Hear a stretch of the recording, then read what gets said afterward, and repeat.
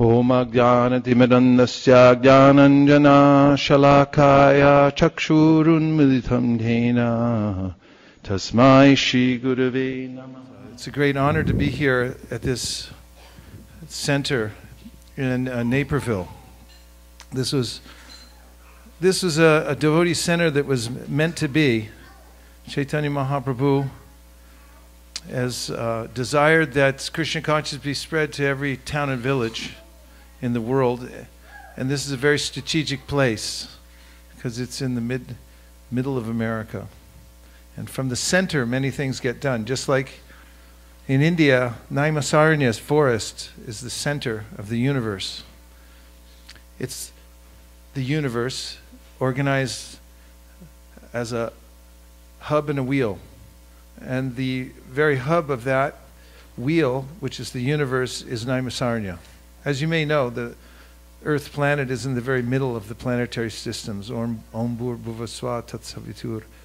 There are progressive planetary systems up and then downward. And the planet Earth, and part of Bhumandala, is right in the middle.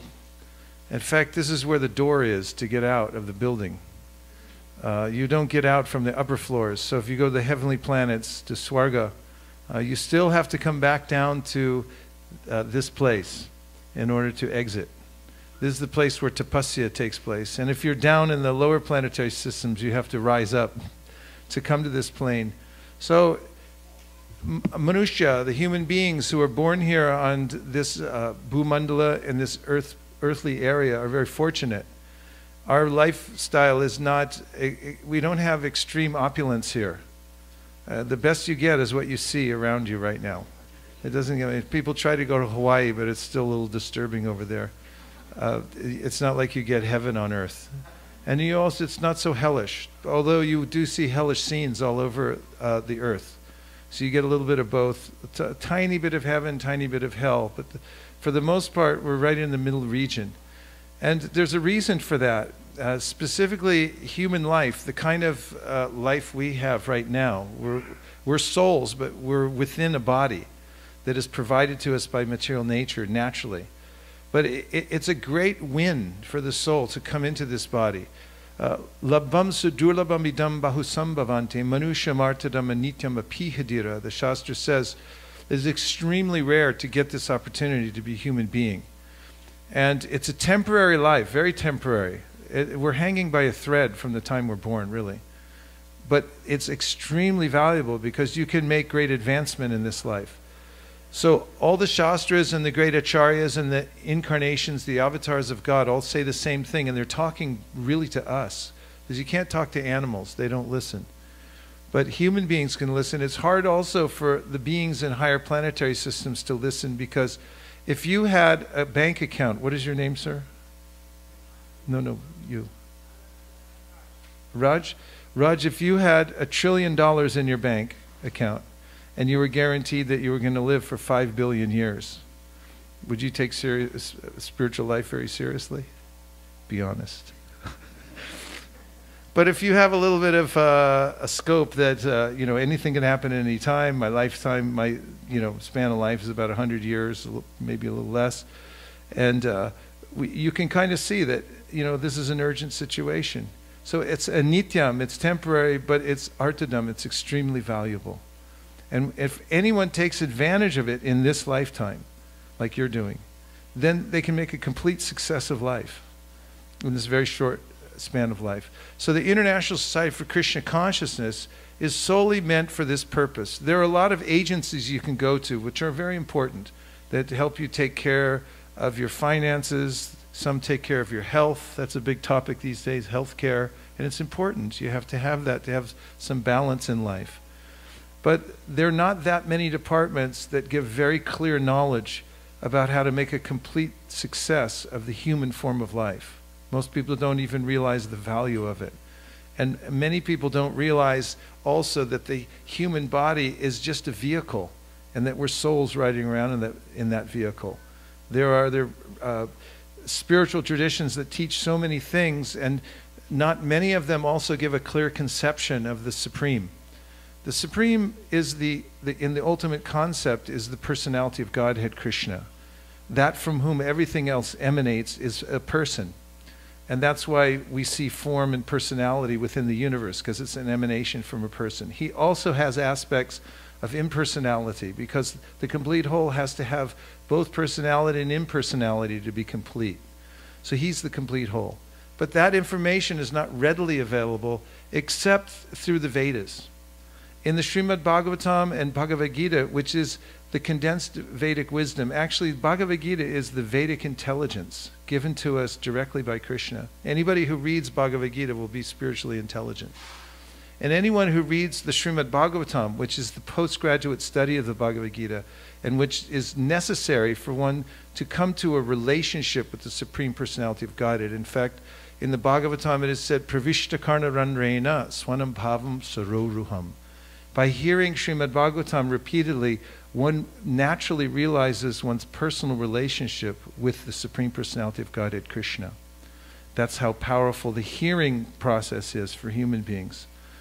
Therefore, this movement is a movement simply to bring happiness and good adjustment to human society. That's what it's here for.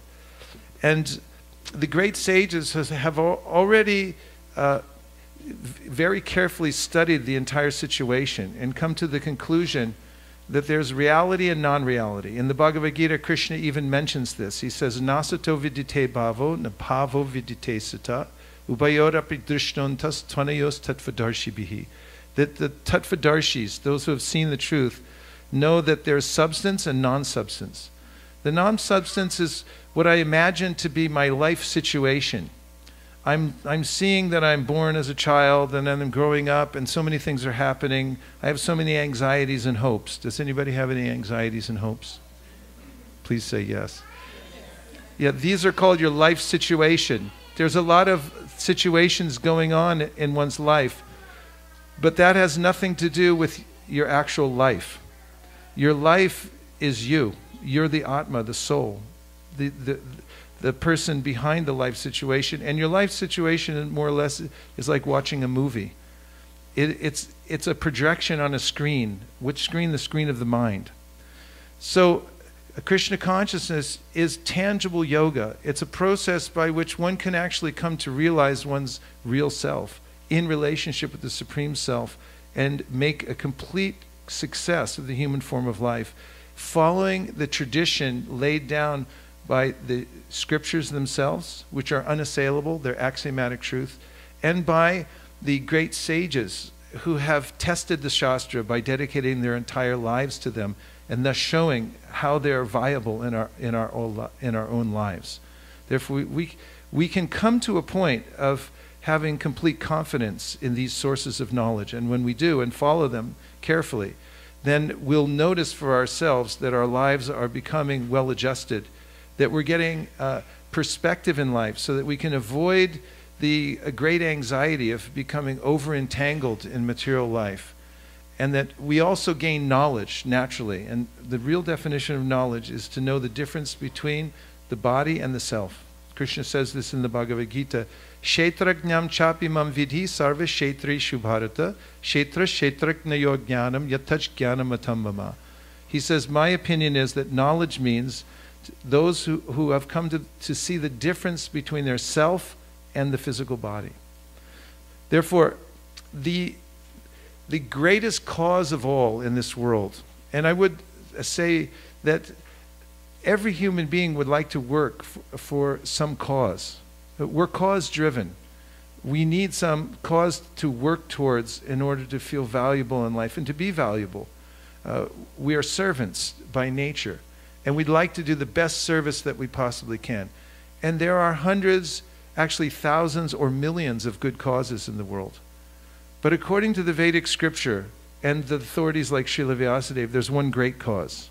And that is to give people an opportunity to realize their higher self by giving them the information that comes from the spiritual world. That is, the Vedic information.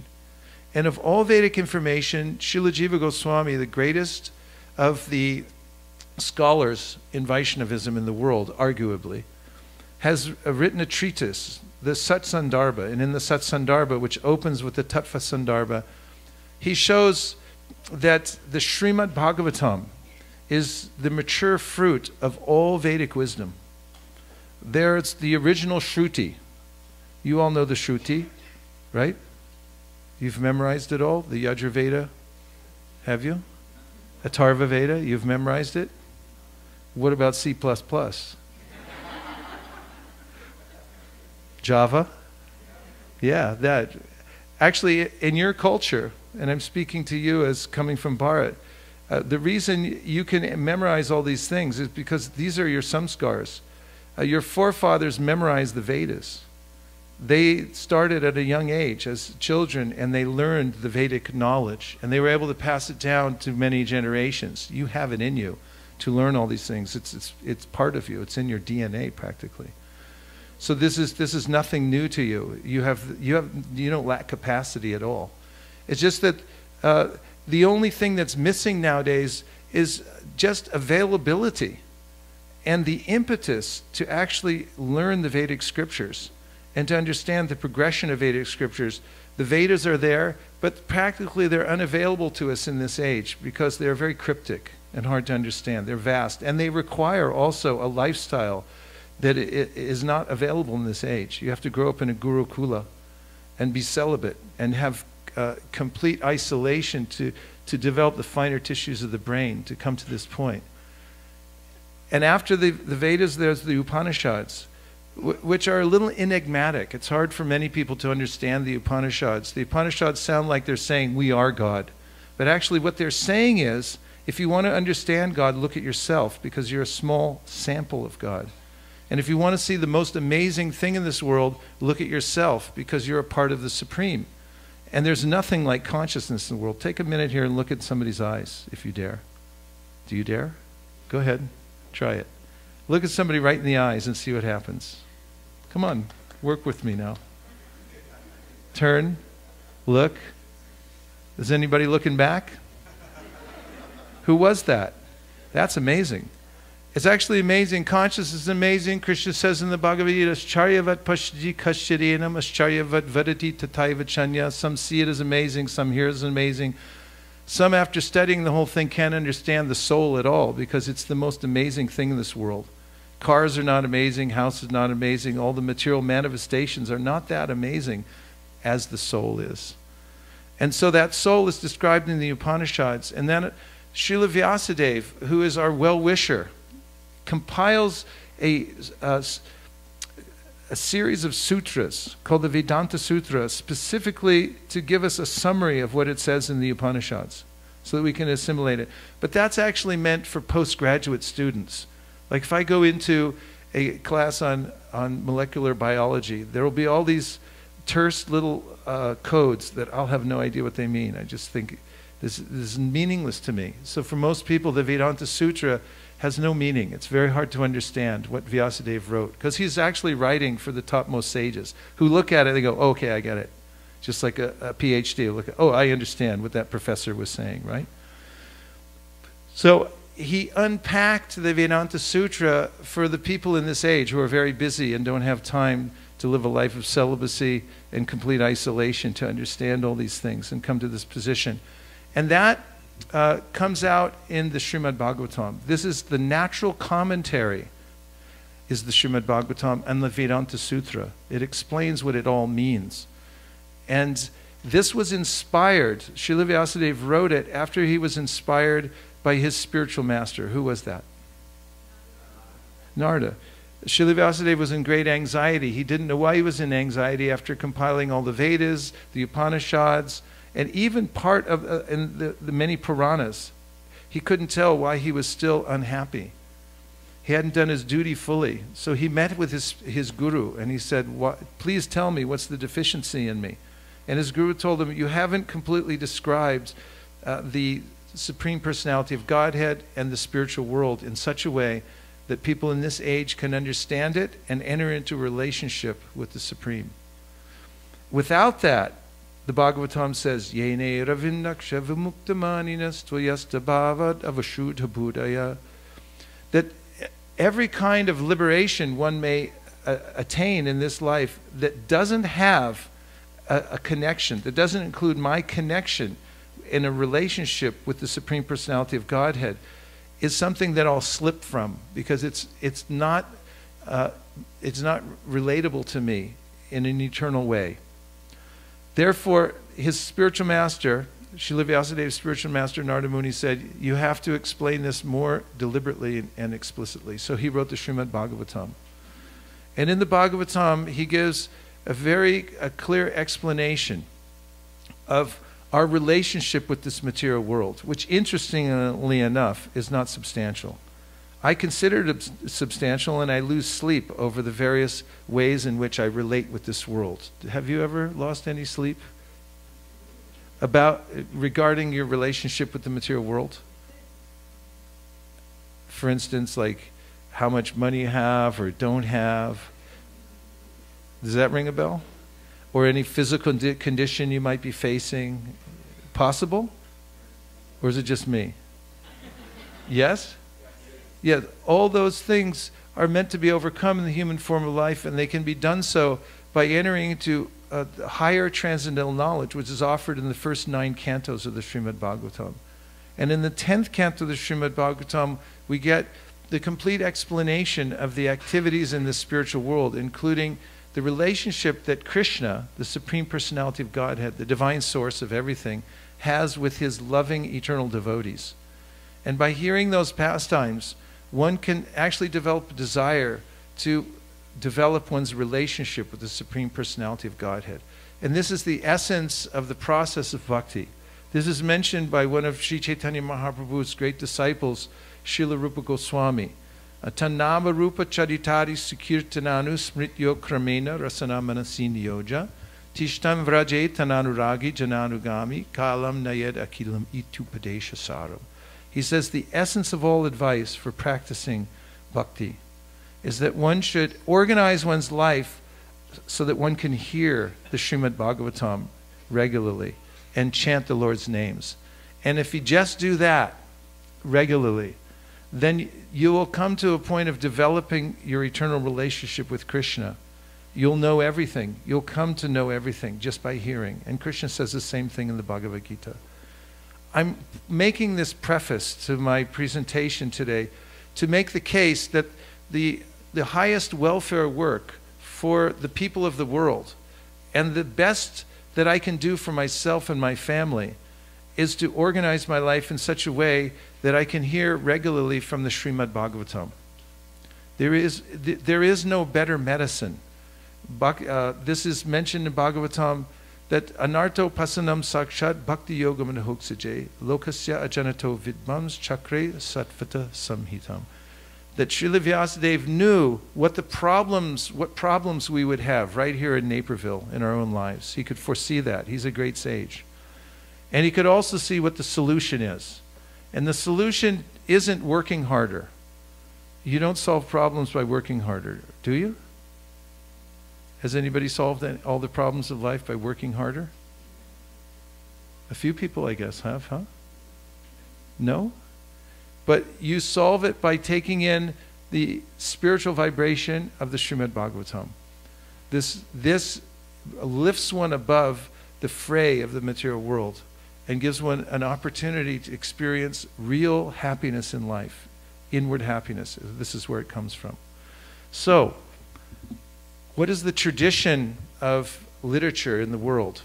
First, I'd like to establish this principle, the importance of literature, because our International Society for Krishna Consciousness is based on its literature.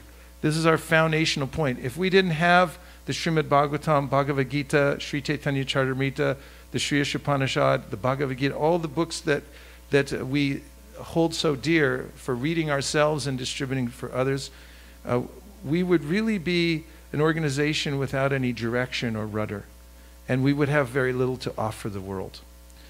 So, in the history of the world, books have been adored. Human beings like knowledge. We're knowledge seekers because we're part of Krishna, and we have this chit shakti, this impetus for knowledge. If you'll notice on any bus, train, or airplane that you get on, people have their noses buried in a newspaper, a book, or an iPad. and they're taking in some codes that are written on there in the form of language. And they take the trouble to learn these languages, which are written in code, so that they can get this kind of information, don't they? And they can do it too. Kids just learn language because God has equipped them in such a way. So what is the future of the book in this world? Some people say that the book, paper books, might go away, but industry experts say that it's not going away. 2014 publishers had forecasted that the sales of print books will remain steady. It's not that the digital revolution is taking over the book industry.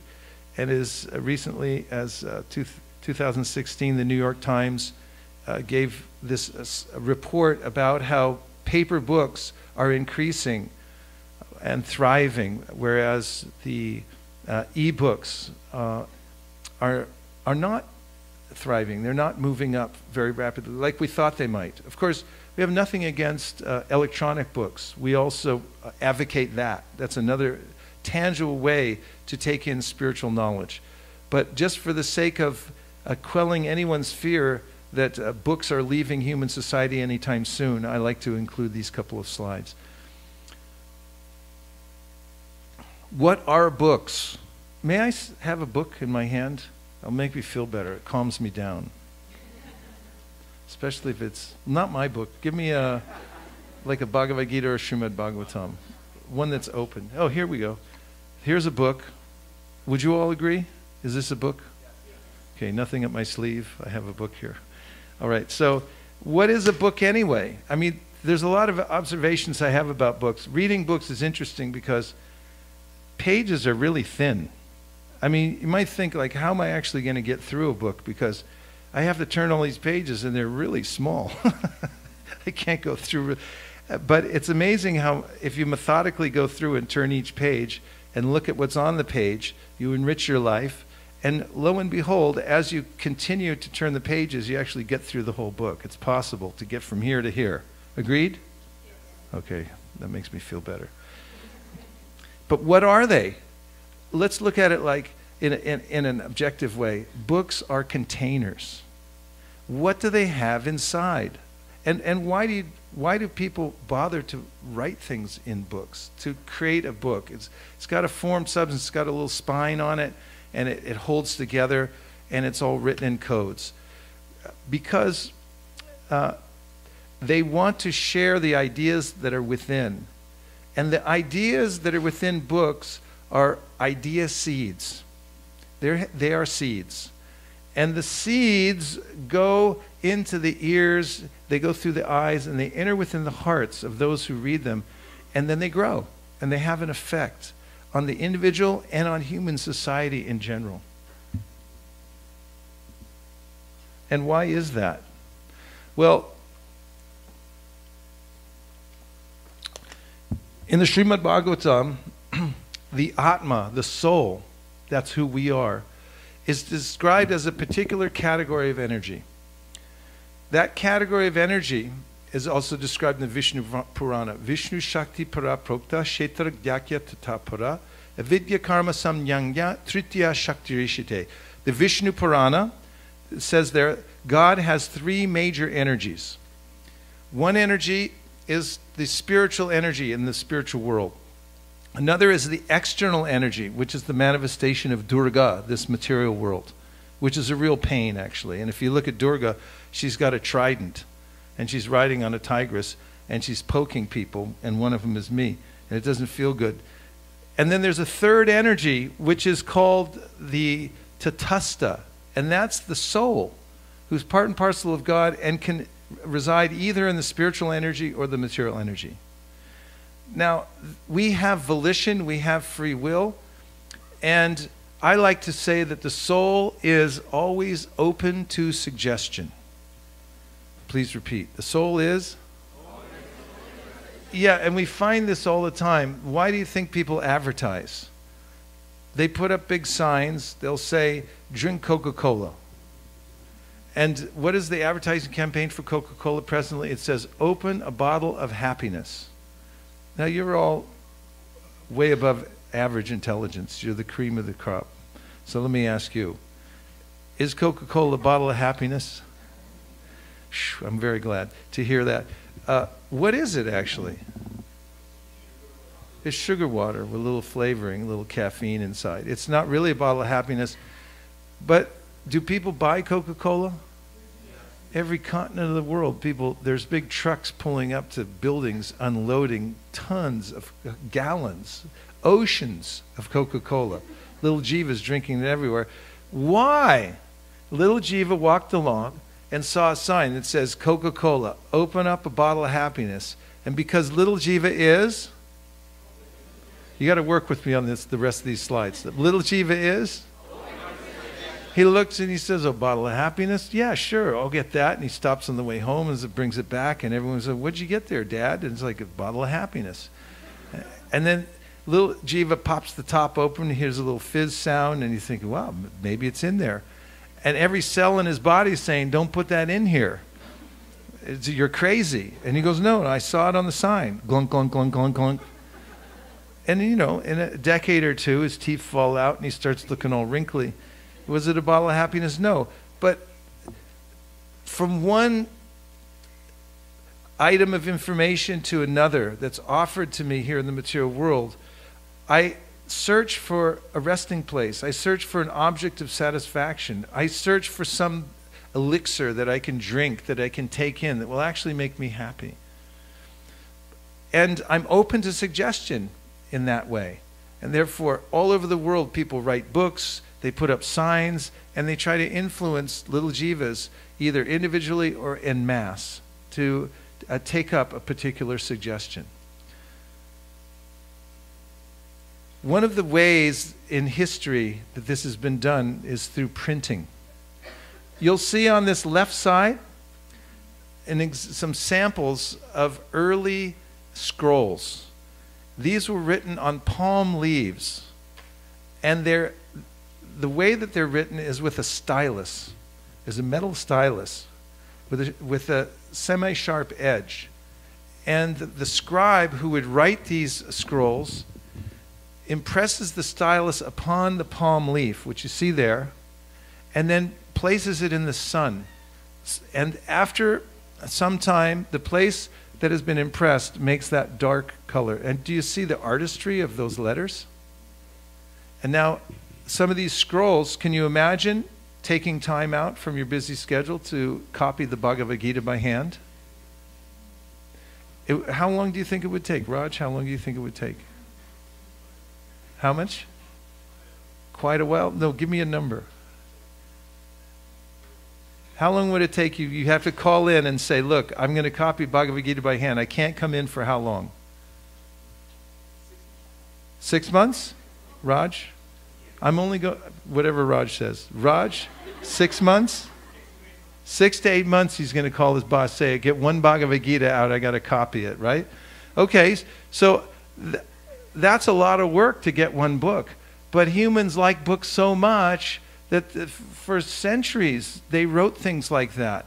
They copied it onto palm leaves. Even Sri Chaitanya Mahaprabhu, when he found the Brahma Samhita in Adikeshwara temple in South India, he had it copied multiple times by scribes.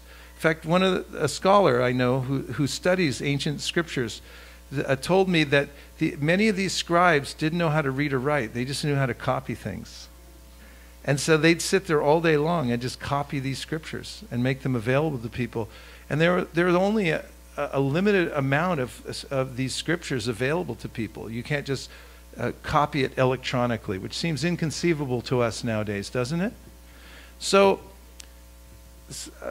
some centuries ago, a European developed a printing press, a movable type, a man named Gutenberg, who said, we need more people who understand the Bible in the world.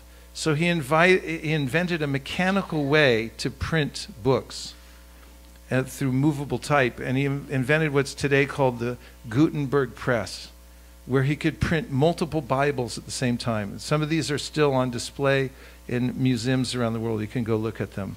They're works of art.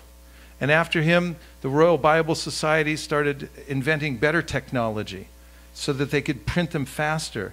And as the Bible started going out around the world, people started taking up Christianity wholesale by coming in contact with these scriptures more and more.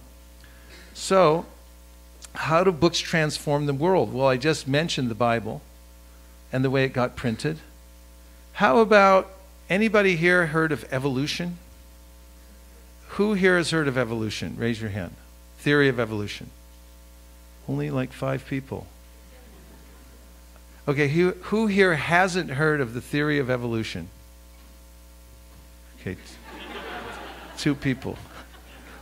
But he's looking it up on Google right now. So,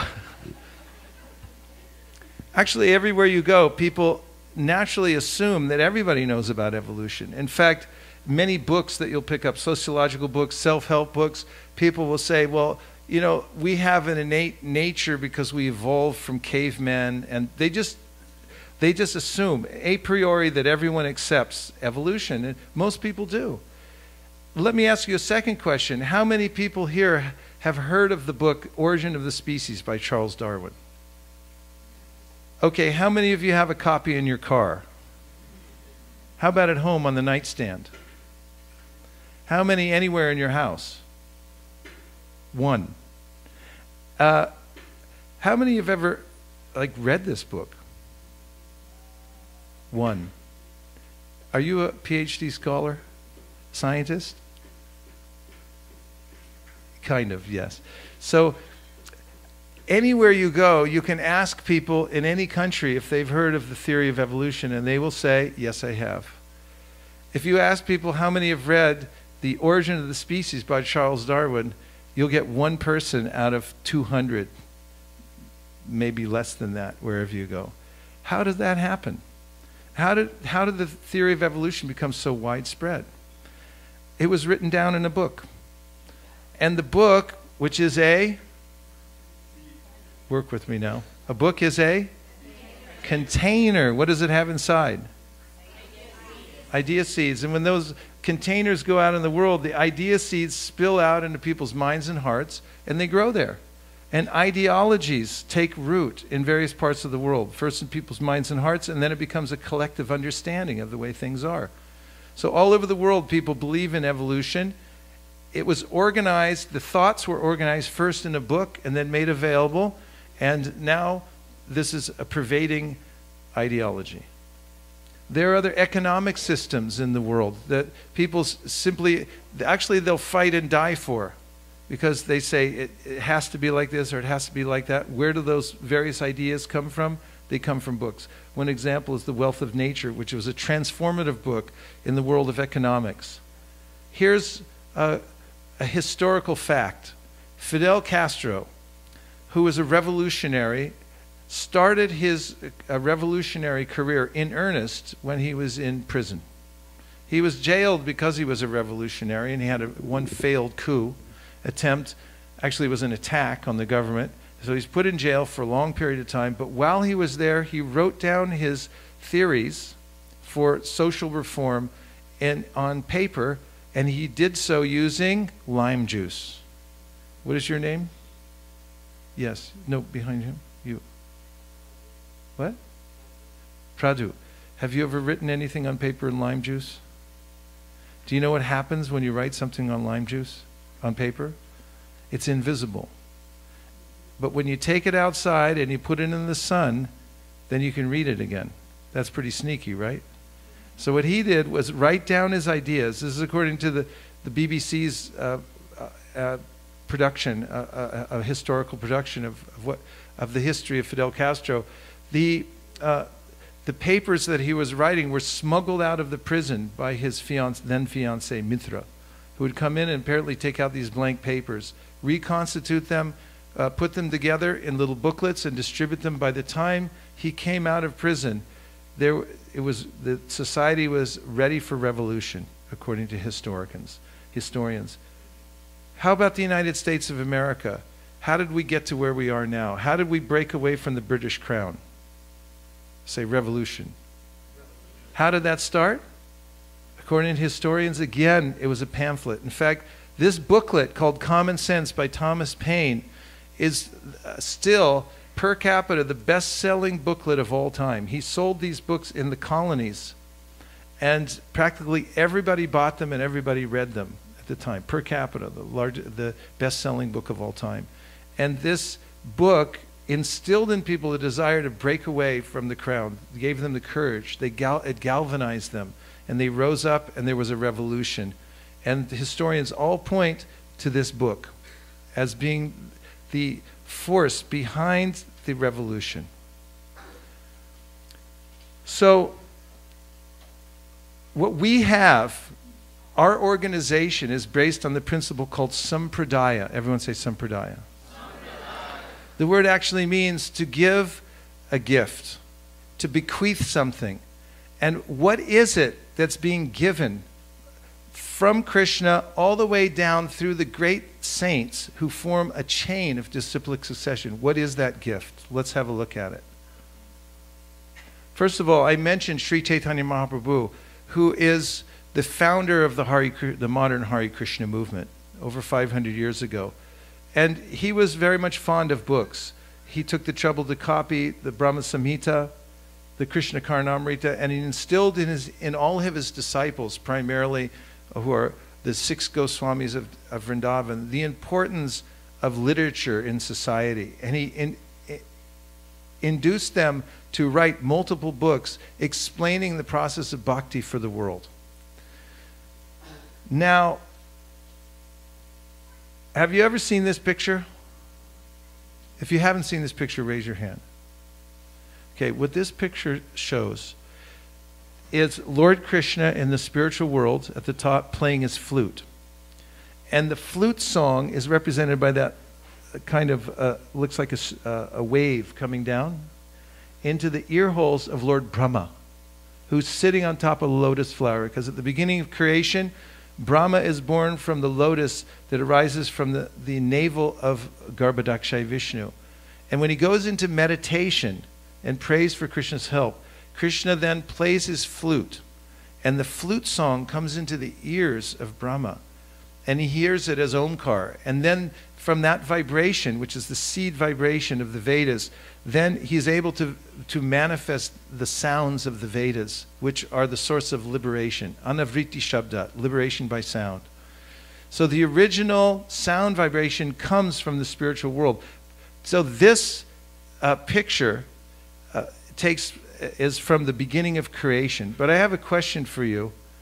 Is there anything anachronistic about this picture? Anything out of place since this is the beginning of creation?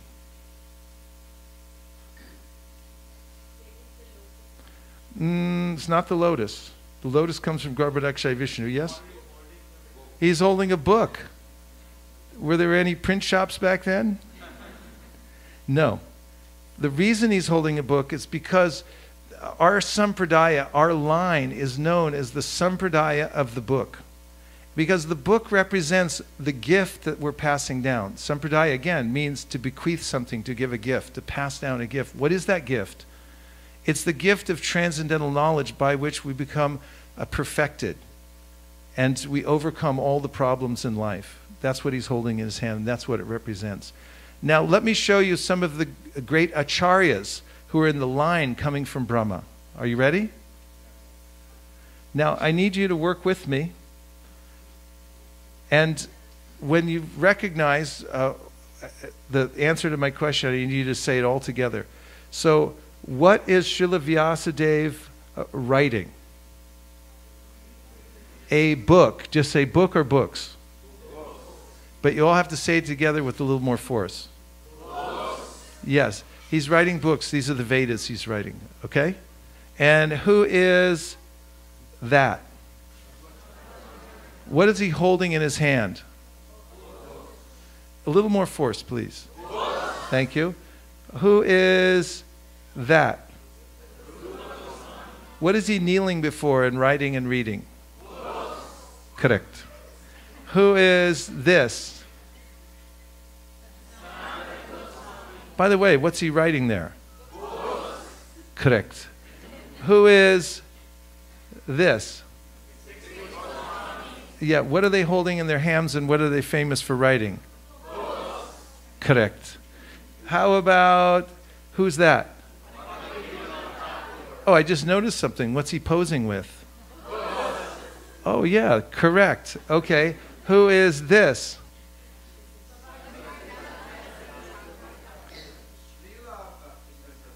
What is he posing with? Correct. And who is that? Oh, yeah. What's he posing with? I see a pattern emerging here. We are known as the Sampradaya of the book. And all the great acharyas distinguish themselves by bringing these literatures to the world with the aim of letting these containers go out into human society. Do they have an effect? I've already proved that they do. These are containers that hold idea seeds. When they go into people's homes, into their lives, they read them, the ideas go into their minds and hearts. Obviously, when the field is more fertile, the seeds grow more rapidly. For instance, in the former Soviet Union, when Srila Prabhupada went there for a few days, practically by a miracle, they brought in one Bhagavad Gita, because it's punishable by death bringing in those kinds of books. It was at that time.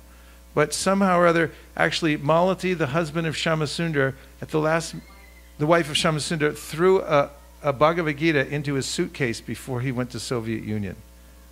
That was a little risky. Somehow or other, he got through customs. And when Prabhupada met some of the Russians there, he handed over the Bhagavad Gita, and that was copied by hand many times. People consumed that book, and the ideas of Bhagavad Gita then started to spread all over Russia, all over Soviet Union. And later on, underground, they were being printed. And now there are tens of thousands of Vaishnavas, Russian Vaishnavas. And according to the modern day leaders in the ISKCON society who were there at the time, this all evolved because of the seeds that came from these containers, which we call books. So these books lead to an improved society, and if one takes advantage of them for oneself, one becomes elevated in spiritual knowledge. Therefore, we say that the distribution of literature is the great cause. And it is also a high sadhana. It's a practice that one can take up in one's life to be part of the sampradaya, and therefore come to higher realization through the austerity that it takes to make these books available to the human society.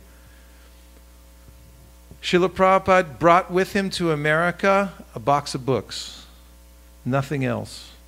And look what you can do with a box of books. This is the opening of the temple Krishna Balaram in Vrindavan in 1975. And from there, one temple after another grew up, and now there are over 500 all over the world. And these all grew from Srila Prabhupada's pen. So these books that you see here, just above Prabhas Prabhu, who's pointing them out, he's pointing to them. This Srimad Bhagavatam it's the great fruit of the Krishna consciousness movement. It's the great fruit of the Vedas, and it's our primary means of sharing the greatest gift with the world. Therefore, it's the perfect gift. Right now, we're building a grand temple in Mayapur. How is it being built? All the temples around the world in the early days came up because of the distribution of books. Because Prabhupada set up a book trust, and every time one of his books would sell, 50% of the profit would go into building temples. So the grand temples that you see all over India, including the TOVP, which you see here, is near its final stages of construction, is coming primarily from the money coming from book distribution. So reading these transcendental literatures gives one higher association. And the world nowadays is really tired of conflict and wars with no end. But in our organization, we're advocating weapons of mass instruction, not weapons of mass destruction. So we have a special program that we're doing here in ISKCON Naperville. It's an organization called Go Matsya, for those who advocate the preservation of Vedic culture. And our motto is preservation through mass distribution and education. Today, we went all over Naperville, and we went door to door, and we met people. And 10 people took full sets of Srimad Bhagavatam in their home. We just went to their doors and we said, you know, we have an idea, and that is that the problems of life can be solved from a higher platform of spiritual knowledge. And if you take this into your heart, if you take this into your home, it will help. And they heard our message, and they took them. And they accepted, and they set them up on their bookshelves. And they started reading them to their children and reading them themselves. Just today, 10 sets of Srimad Bhagavatam. And this was the great plan of A.C. Bhaktivedanta Swami Prabhupada, that we would build a mansion of books. Our society would be built on books. And that we would benefit society by making these books available to people all over the world. So those are a few opening remarks to my lecture. And now I'll just take a couple of reflections. Anything that you heard so far that's stuck in your mind. A reflection just means any idea or concept that you heard that resonated with you, that can reflect back. It can be just a word or a sentence, something brief. Please go ahead.